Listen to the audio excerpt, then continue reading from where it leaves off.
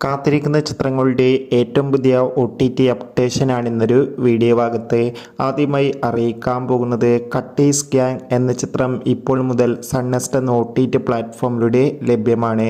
അതോടുകൂടി തന്നെ ദിലേഷ് പോത്തൻ നായകനെത്തിയ ചിത്രമായിരുന്നു ആം ആ. ഇപ്പോഴിതാ ചിത്രം സൺ നെക്സ്റ്റ് എന്ന OTT പ്ലാറ്റ്ഫോമിലൂടെ OTT റിലീസ് ചെയ്തിട്ടുണ്ട്.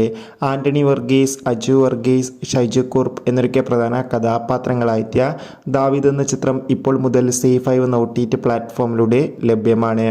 അർജുൻ, നിക്കി കിൽറാണി എന്നൊക്കെ പ്രധാന കഥാപാത്രങ്ങളായെത്തിയ വിരുന്നു എന്ന ചിത്രം ഇപ്പോൾ മുതൽ ആമസോൺ പ്രൈം വീഡിയോസ് എന്ന OTT പ്ലാറ്റ്ഫോമിലൂടെ ലഭ്യമാണ്.